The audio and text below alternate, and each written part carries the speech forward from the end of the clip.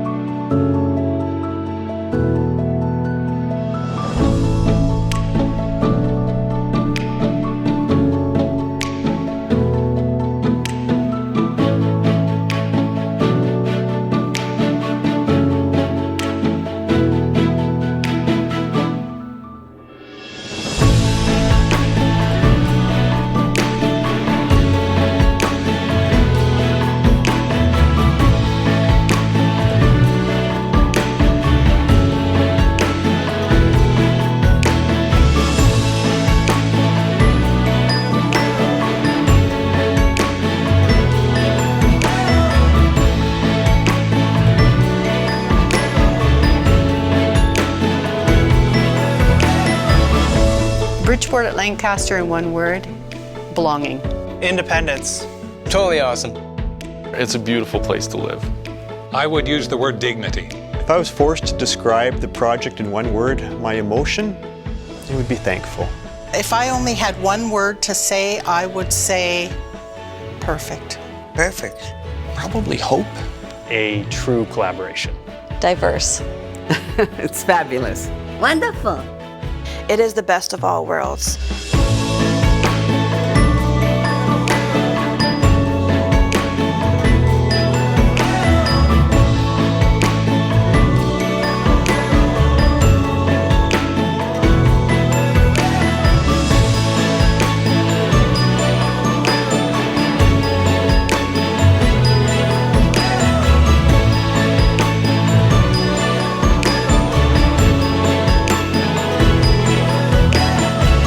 It's overwhelming for me. Community. Sanctuary. It's fantastic. It's a great example. It's the best of both worlds. I feel very positive about the future in this place. It's amazing. It really is. Comfortable and happy. That's how I feel about living here right now. A place to call home. Hi, I'm Mike Farwell, host of The Mike Farwell Show on 570 News.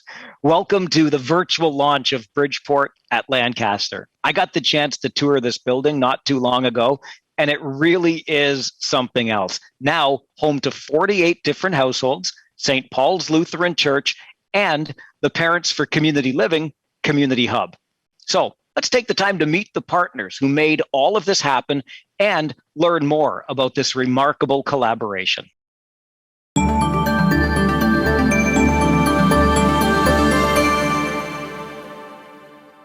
We started at a little church on Bloomingdale Road called the Free Church, and then we were here from 1952 to 2020. This is our 160th year, and I think that played a big part in the congregation wanting to remain here as St. Paul's. We still have our space, as you can see with the cross behind me, the stained glass windows. We did bring some of the old church with us, with still looking modern and a little fresh. The St. Paul's congregation, they're a wonderful group of people. There isn't anything our congregation wouldn't do. They're always there.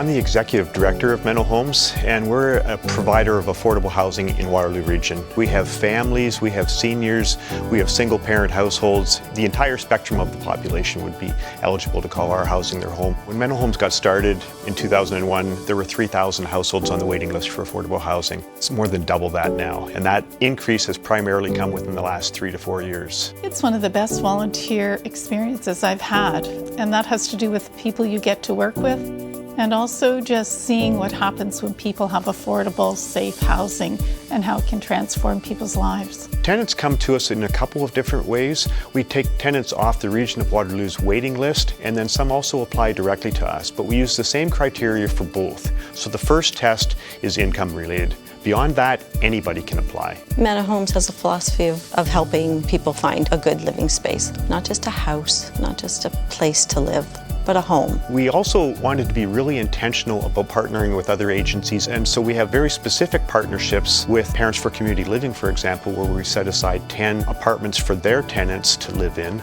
We have a partnership relationship with Thresholds Homes and Supports, who supports people who are struggling with mental health issues. We have a partnership with Compass Refugee Centre, so that newcomers to Canada have a place. These are often groups that struggle to find affordable housing on the open market, and so we think it's important that we, as a housing provider, reach out directly to other agencies in town so that we can help them help their clients find affordable and appropriate housing. Parents for Community Living employs approximately 200 employees. We serve people that have developmental disabilities and other challenges, and so we have a number of group homes that provide respite care and full-time support to adults and children. When you spend time with some of the folks we support, your life is enriched. It's very empowering, it's very life-changing. I have a personal connection because my middle son is actually supported by PCL. And so I've been fortunate enough to see it from both the parent side and then also through the volunteer side. Our team is awesome. We have an amazing senior leadership team, and the frontline staff, they do a phenomenal job. It's about teaching them the skills, not doing things for them, but doing things with them to maintain their independence. And that kindness spreads and it comes around. It helps lift the entire community. The need is huge. There's a wait list of hundreds of individuals, not just locally in the Waterloo region, but provincially, children, youth, and adults.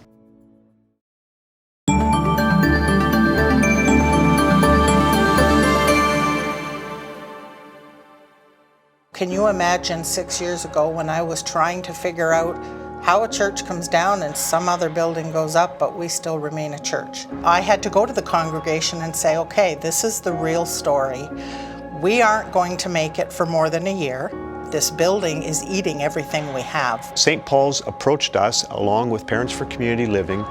They had an asset that was old and tired, the land and the building, but it was at a wonderful location. To re-envision and to repurpose a property for the benefit of the community and not just themselves is exceptional. The church came and said, rather than selling to a developer, we offer you a gift to purchase this land, and we'll save a place for the community to have as a community hub. But more than that, you can build and provide affordable housing on this site. One of the emblematic ways of coming together in Waterloo Region is the idea of the barn raiser. If you can picture that, it's a whole bunch of people with a bunch of different skill sets coming together in order to achieve something that they couldn't have done individually. There's a lot of synergies combining programming services, affordable housing, more independent living. Bridgeport is such a unique building. We have a lot of diverse people that live here. They come from all walks of life, and that makes it really unique. It makes it really special, and it makes it a pretty cool place. The 10 individuals that we're supporting in this location, they've never had a home of their own, a place that they can say, this is mine, and this is where I get to make choices. Supported independent living really means freedom. Freedom and a sense of belonging. With Menno Homes and my role, my job would be to support people in making this home a good home for them, a good fit for them, And there's lots of different ways I do that. Helping tenants to get to know one another, helping tenants to navigate other systems, figure out how to get their address changed. If they're having trouble with any of the other supports, how do we navigate the systems within Waterloo Region? There's this approach of understanding and building for the needs of the people who are actually going to be using the space. It's a whole spectrum of services that can be provided. Seeing the people that have moved into the apartments, knowing that these are people that didn't have anywhere to go or weren't living in a great situation, the help that I think we've provided on this land that we didn't know what we were going to do with, there can't be anybody who isn't smiling.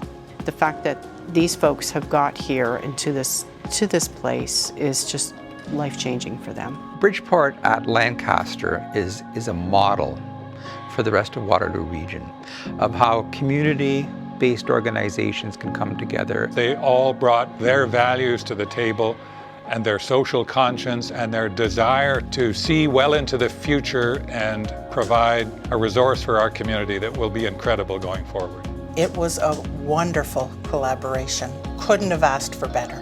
And it's been everyone's project. There's been a great sense that it's about us. We all want to make a difference in the community. St. Paul's wants to make a difference. Mena Homes, affordable housing, I mean, they're the experts. They really led this project and provided the expertise that we needed that we didn't have. Here it's a win-win-win for community, parents for community living, for the church, and for people who live in the Mena Homes building. The three-way partnership is exactly the kind of collaboration that makes this region so great and is so important to success. We're still St. Paul's, we're still the same congregation, we're still the same welcoming people. Come out and see what we've done.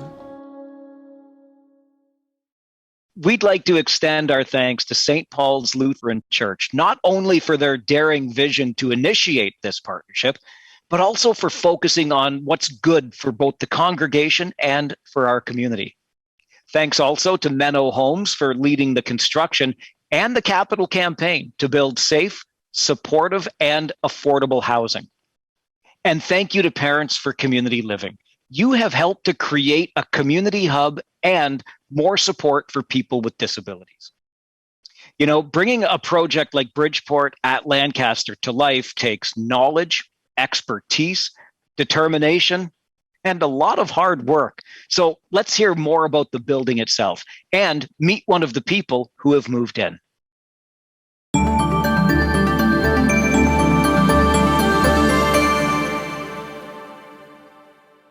We are seeing more of this type of effort, particularly with the shortage of affordable and supportive housing models. Buildings like this are desperately needed in our area where we can partner with the region and having low-income families. There needs to be creativity, not just on the design, the brick and mortar side, but in the actual ownership and operation, whether it be St. Paul's Church or PCL or Mena Homes. They were all able to inform the design. The fact that Parents for Community Living is involved in this partnership makes a big difference.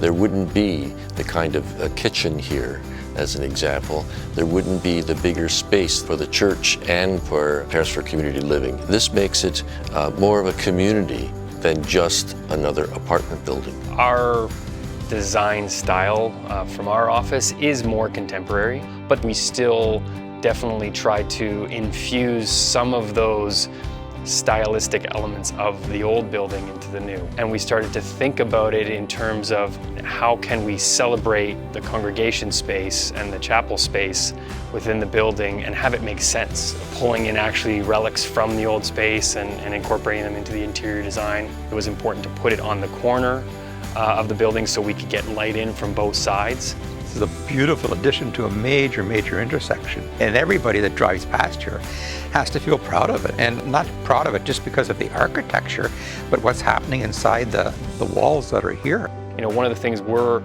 interested in ultimately is not having affordable and supportive housing become stigmatized. I'm hoping that there's a real sense of belonging for the folks that live here, that come here. They feel a part of their community. That's something that was really important to us. How can we deliver cost-effective, supportive, and affordable housing designs but also not necessarily have it look cheap. One of the beautiful models of Menno Homes is the sustainability. Our business model is to really put money into efficiency of the building and the durability of the building at the beginning of the project so that we're not paying for it later. They had to go after fundraising to get it built initially, but they're not going to have to go back to the donors year after year to keep it going. The design is very elegant and simple. We like simplicity, and there's a certain beauty to simplicity and efficiency there. That lends to efficiencies we can pick up with not only materials, but in the amount of time it takes to build. You can actually afford to then invest in materials that help celebrate and help the overall look and aesthetic a bit more. There was a lot of time and effort put into making it as energy efficient as possible. The cement ICF construction means that we have a really high thermal mass for the building. So the heating and cooling costs for this building are much lower than what you would typically see. It also provides a very quiet environment as well, and so sound pollution isn't coming into the tenants' units. Whether it be with environmental sustainability or building accessibility, we try to be going further and doing more. What we look at on a project like this is to make sure that we build a building that not only can the tenants afford when they move in, but they can carry the ongoing utility costs. What I love most about the building is there's 48 places where people can call home, raise a family. Like, I get immense satisfaction from that. And this collaborative effort here can be repeated by this same group. I mean, whether it be in a Phase 2 building or on another site. I'm very excited about Phase 2, and in fact, a lot of the costs that were paid for through this particular fundraising campaign and this project are going to reduce the costs of Phase 2. You never want to let a single dollar go to waste because it's just so valuable. And so if you can see that sort of efficiency of a second phase that's so similar in so many ways, that's something we're really excited about.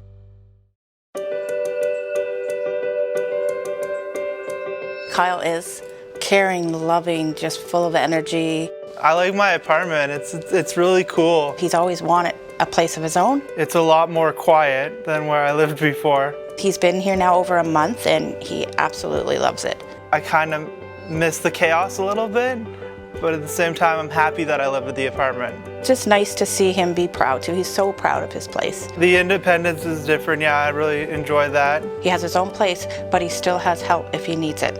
And he still needs it sometimes. So it's the best of both worlds. Some of the people that moved into the apartment were my friends to begin with. Now every day he's like, oh, Taylor and I just played Scrabble, Lala and I played Skippo, this and that. I'm like, you have more company than you did when you were in your group home. The flex room is really nice because we can all get together and play games. And get to know other people too, outside, not just his little community. He's going to get to meet other people here too. I really like it here because there's a lot of opportunities. They're teaching him skills that are amazing. I practiced my cooking a lot before I came here to get more comfortable with cooking. And so once that community kitchen is open, I'm gonna be in there a lot. And he's okay at taking this time and doing it. Mom, he goes, I don't care if it takes me 2 years.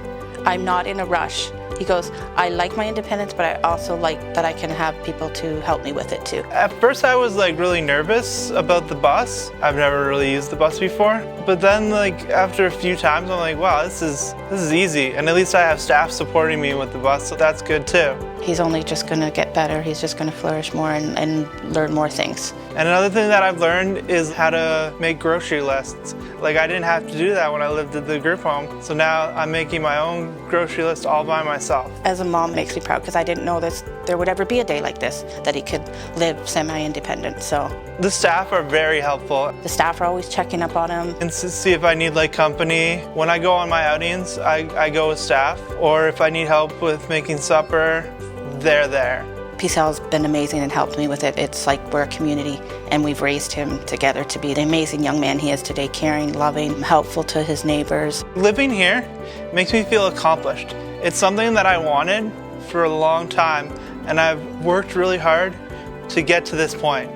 I'm grateful for what this has helped my son and myself.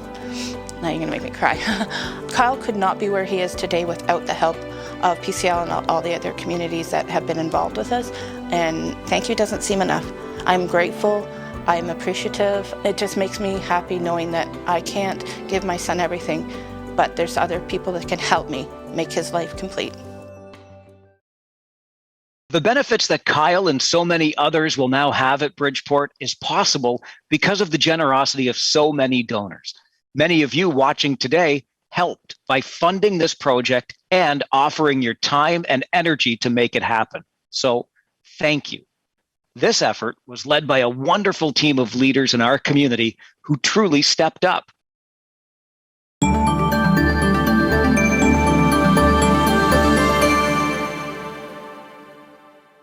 As a former mayor of Kitchener, I was very much involved with the economic development part of the downtown. And through that process, there were a number of unanticipated consequences that occurred when the rental rates started to go quite high.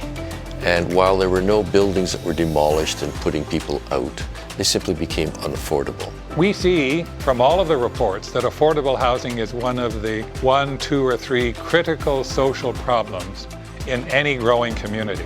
The more successful we become as a community, the more expensive our services, our land, our products, everything else becomes. We have to be, as a community, as local governments, and as individuals, conscious of those unintended consequences and do things that will help those who are impacted by those changes. This is about partnership and being able to get involved in people's lives and understand what they need and how can we serve them better and differently and really help people be successful and be all they can be. The investment in this type of project has a multiplier effect across the entire community. It's really doing some of the most important work and support for people either that have developmental disabilities to those looking to get on their feet. It's enabling them to improve their lives and improve the community and also assist their families. When I made a few calls on behalf of Menno Homes, on behalf of the fundraising team, it was not a hard story to tell.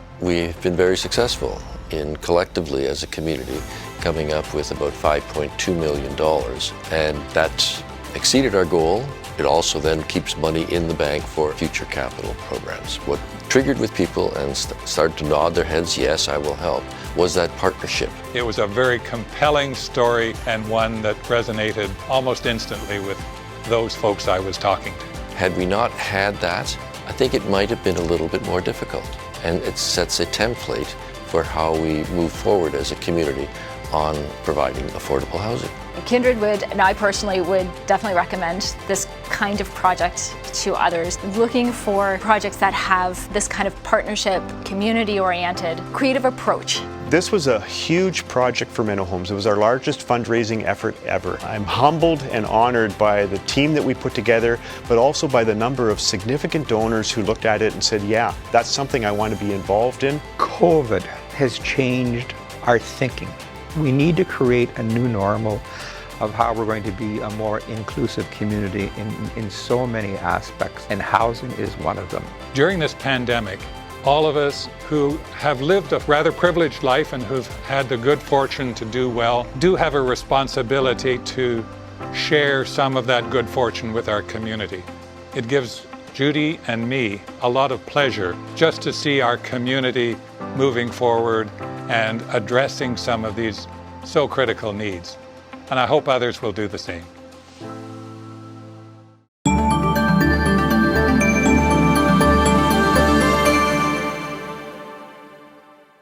There has to be a fundamental change in how governments approach affordable housing, but that's going to take some time, and therefore we as a community have to step up. So many of the challenges facing the federal and provincial government have municipal solutions. This is really how, I believe we're going to ultimately tackle and overcome the challenges that we have around having affordable housing. For Budget 2021, we set aside $20 million into an affordable housing fund. So we went from 50 homes on average to 500 homes per year, recognizing that the best benefit for that investment is partnering with the community. If people know about this project, they would be excited. Partly because as people find out the community approach to making it happen, I think that resonates because people need community. And we need to ensure that we don't simply just put a roof over their head, but to also ensure that they have the appropriate supports so that they can thrive. What we have to do in projects such as this is meet people where they're at. We need to come together to not only make sure that we're dealing with those who are easier to house, but also those who have some of the most significant challenges. So they gain self-confidence, self-assurance, and are able to make lives better. Because that truly, I think, speaks volumes about a community. If COVID has taught us nothing else, it's that need to be with other people, and people want to be part of healthy communities. The engagement and the involvement of the broader community is so important. There will be opportunities here for the community to take part. That will ensure that the residents here feel a part of the community, and the outside folks who don't live here feel that these are folks who are important parts of our community. This project helps build that sense of hope and empowers people to be able to be more fully participating in and contributing to both the community at this place as well as into the community beyond. It speaks to affordability, supportive housing, creation of community. I'd really like to reiterate my thanks and support to those people at St. Paul's Mental Homes and Parents for Community Living. Let's take and celebrate this success, and then let's get going with the next project. Thanks again to everyone who helped make Bridgeport at Lancaster a reality. Let's take the time now to meet some more people who live here and learn about why this project is so important to our community and our collective future. I spent some time living on the street. It's scary. One, you don't know where your next meal is coming from. You don't know what's going to happen to you at night. It's not safe in shelters. You're just so busy surviving. You can't begin to repair the things in your life that you need to move forward. You just don't belong anywhere. The old apartment I had, it was located on a hill, and I had a lot of stairs to go up. What the health concerns I had was really, really difficult. So here, we have elevators, we have hallways, and it's much better. I feel very safe here. I wasn't feeling very safe where I was. This feels safe. Living in here, I don't know, I just seem to be comfortable almost immediately, and I'm not sure what it is. If there's groceries that I want that I normally couldn't buy before because I couldn't afford it, I can now. And that was the one thing I was looking for, was a less expensive place. I like coming to my apartment. I love that the apartments are so beautiful, and they're really, really nice, and it's nice and bright and cheery. It's very soundproof, so when I close the windows and doors, you can't hear very much from outside. It's very quiet. Yeah, I don't hear my neighbors. One thing I have done is gone out to the little garden area, the little community garden area out the back. I'll grab a lawn chair and I'll grab my book and a bottle of water, and I'll go back there and spend an hour back there reading. On my floor, I've met two women that I connect with, and we come down to the community room and we play games. We watch TV together. If I'm going to get groceries, I'll often ask them if they want to come. I've met probably more people here in the month and a half that I've been here than I did in the 3 years I was at the old apartment. You feel welcomed and you feel like you matter to people. There's a real sense of community. We watch out for each other. It feels like a community here, and it's nice to be part of it. When the building was being built, I would always come and check just to see where they were at. I'd always go across the street, so I still go there every day. I'm on a few medications, so there's a Guardian Pharmacy right across the street. It's a very nice neighborhood. I've been living in and around downtown Kitchener for probably 30 years or so, and that was one of the things that I was missing, as being near nature. So getting near something like the Grand River is a bonus. Without affordable housing, you have people that don't feel included, don't feel like they're a valued member of society. I do want to get involved in the goings-on of the building, maybe helping out in the kitchen, or helping out with the garden next year. I was working in mental health, and I got really, really burned out when I had to leave that job. Then I got in here and I was like, okay, it'll be all right. I put the key in the door and I went, oh, I'm home. Everybody needs a place to call home.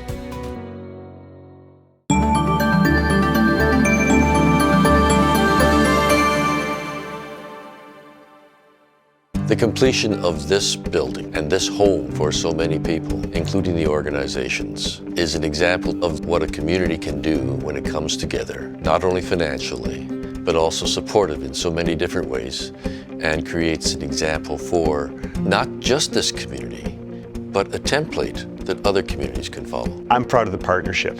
I'm proud of the fact that we did bring 3 organizations together that hadn't worked together previously, and we're still excited about the project and thinking about what looks like phase 2. The fact that 3 organizations can come together and partner and create this space demonstrates that it can be done. I can't wait to see phase 2 of this project start. There's going to be more challenges to be faced there and more collaboration that's going to be required. We're a church that is moving forward and wants social justice, and we want to be inclusive. I think there's an amazing opportunity to replicate and actually see a lot of efficiency in what we've done here. We need more places in this community, so phase 2 is another opportunity to make a home for people in our community that really need it. It's a big waiting list, and we can't tackle it by sitting back and saying, oh, that was a nice project, now we're done. There's more to do. As the congregation looks around, they find that we've been able to help a lot of people during this joint venture. And I think we would like to continue to go down that road. What I really hope for the new residents of this Bridgeport facility is that they will find a community, they'll find a home that suits them and that will help them achieve and maintain very good physical, emotional, and spiritual health going forward. In a way, what I hope for is that they would have what many of us have. You come home, you open the door and you go, this is where I belong.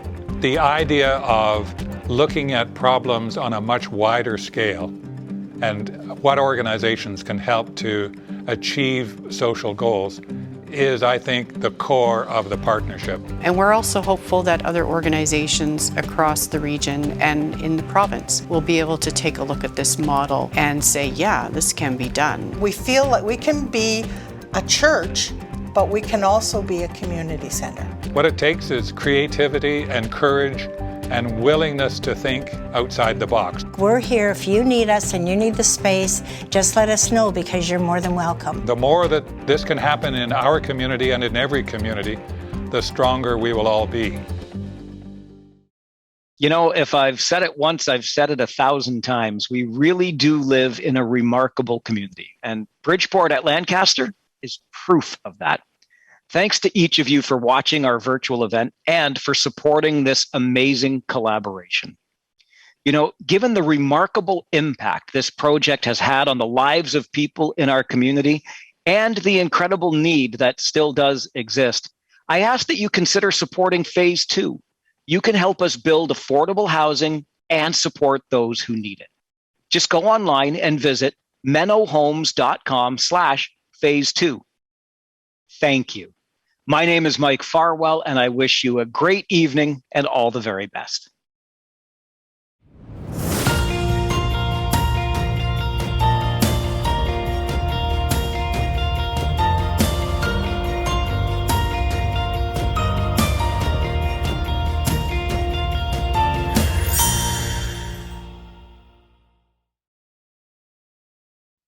I think it's important for people to know that as amazing as this build is now that it's complete and people moved in, it is so exciting. It's just the beginning.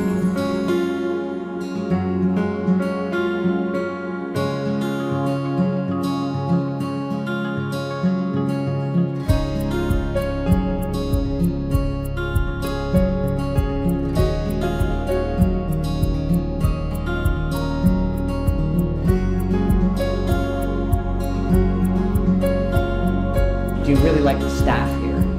Sometimes. Sometimes. Oh, sometimes. Why are you looking at me?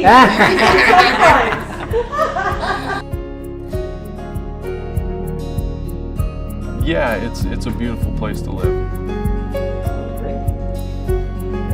More than one word.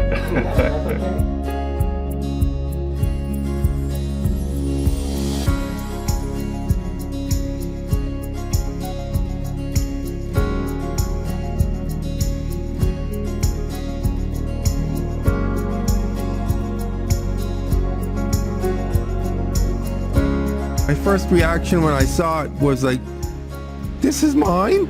This is all mine? And that was the voice in my head.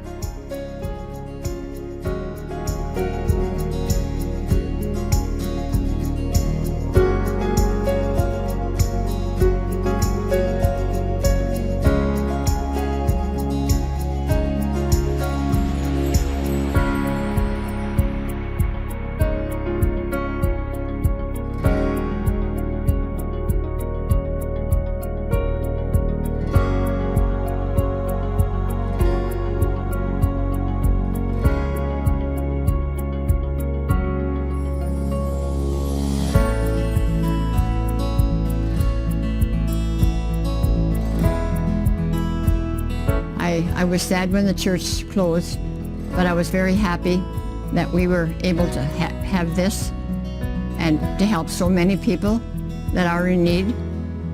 And so I'm happy with everything.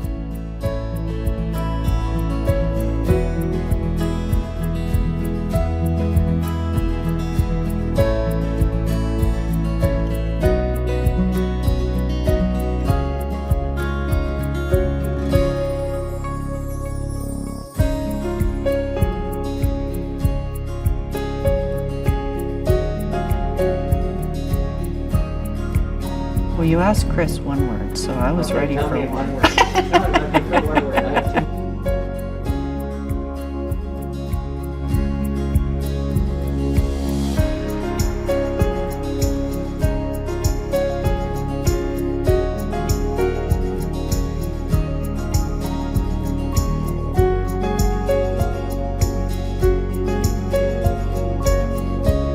Thumbs up.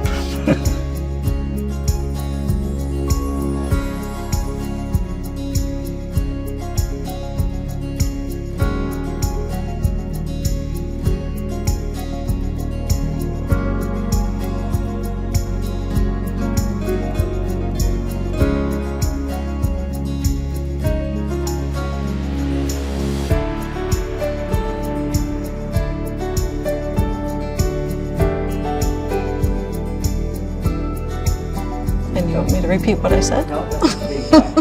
I don't know what I said though, Mark.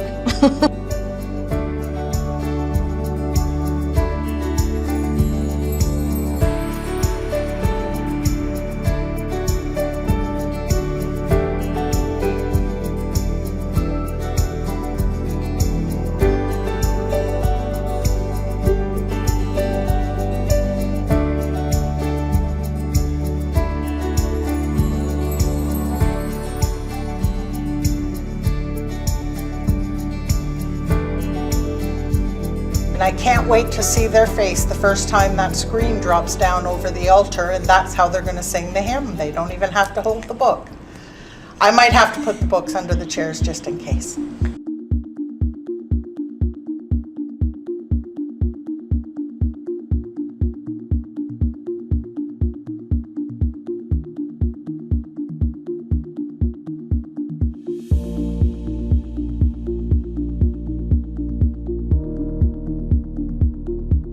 Okay. Right. Okay.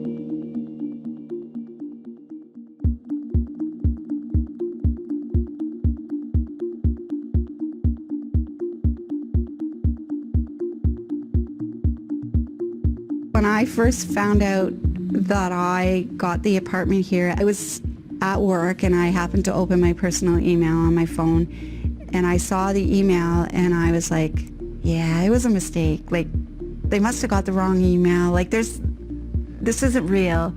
So I emailed Jonah and I said, I'm just wondering, like, do I need to purchase my own drapes? So I'll need the window side. Just anything to elicit a response, because I didn't want to just come out and say, like, did you make a mistake? So I emailed her and she emailed me back and it was like, okay, I guess I did get in and it's okay.